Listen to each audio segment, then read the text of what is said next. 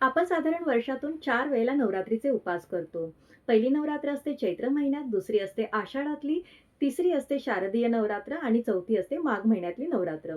आता कधी विचार केलाय का, की आपल्या पूर्वजांनी याच 9 दिवसांची निवड का केली असेल? तर याचं कारण आहे, हे दिवस आहेत ऋतुसंधी कालाचे. आयुर्वेदानुसार ऋतुसंधी काल म्हणजे आधीच्या ऋतूचे शेवटचे 7 दिवस आणि नवीन येणाऱ्या ऋतूचे पहिले 7 दिवस. या 14 दिवसांमध्ये सृष्टीमध्ये बरेच बदल होत असतात. यत् पिंडी तत् ब्रह्मांडी. जे बदल सृष्टीमध्ये होतात तेच आपल्या शरीरातही होत असतात. मग हे बदल आपले वातपित्त कफ यांच्याशी निगडीत असू दे किंवा आपल्या अग्नीशी निगडीत असू देत. या बदलांची आत्मसात होण्यासाठी आपल्या पूर्वजांनी नवरात्रीमध्ये उपवास करण्याचं सांगितलेलं आहे. उपवास म्हणजे परमेश्वराच्या समीप जाणं. आता जर परमेश्वराच्या समीप जायचं असेल, ईश्वराचं चिंतन करायचं असेल, तर आपल्याला सात्विक लघु आहार घेणं अपेक्षित आहे.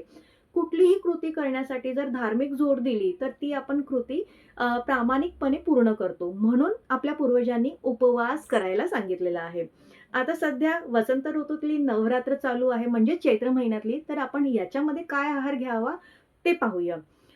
बाहेर प्रचंड उकाडा आहे, उष्णता वाढलेली आहे. म्हणून प्लीज लक्षात ठेवा, की आपल्याला वेळोवेळी स्वतःला हायड्रेट करायचं आहे.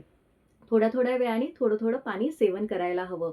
शहाळ्याचं पाणी आपण घेऊ शकतो, लिंबू सरबत घेऊ शकतो, राजगिऱ्याच्या लाया, राजगिऱ्याची चिक्की, राजगिऱ्याची भाकरी आपण खाऊ शकतो. ड्राय फ्रुट्समध्ये अंजीर आपण 4 ते 5 प्रमाणात, मनुके खायचे असेल तर पिवळे असू देत किंवा काळे असू देत 15 ते 20 प्रमाणात खाऊ शकतो. बदाम खायचे असेल तर 4 ते 5 खाऊ शकतो. काजू आणि अक्रोड आवर्जून खाऊ नका कारण ते गरम आहेत. ते आपल्याला त्याने आपल्या शरीरामध्ये हीट वाढू शकते म्हणून काजू, बदाम खाऊ नयेत. पातळ ताक घ्यायला काही हरकत नाही. वरीचा भात म्हणजे भगर आपण खाऊ शकतो, ज्याला सामा काही जण म्हणतात, ते आपण घेऊ शकतो. अ, गाईचं दूध घ्यायचं असेल, तर ते कोमट असं असावं. आवर्जून म्हशीचं दूध किंवा थंडगार दूध तुम्ही घेऊ नका. आपल्याला सात्विक लघु आहार घ्यायचा आहे, हा एवढा पुरेसा आहे. अ, आवर्जून आपण राजसिक आणि तामसिक आहाराचं निषेध करायचा आहे, ते टाळायचं आहे. म्हणजे काय टाळायचंय आपल्याला तर लस्सी, दही, बटाट्याचा चिवडा, बटाट्याचे वेफर, शेंगदाणे, साबुदाणा हे आवर्जून आपल्याला नाही घ्यायचे. हे जर घेतलं तर मग जे नवरात्रीचं प्रयोजन आहे म्हणजे जे सांगितलेलं आहे आपल्याला की लघु आहार घ्यायचे ते आपलं साध्यच होणार नाही.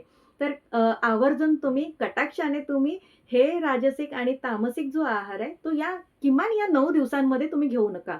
आवड म्हणून इतर वेळेला घ्यायला काही हरकत नाही. Follow Adi Ayurveda to stay healthy and be at peace and bliss. Thank you.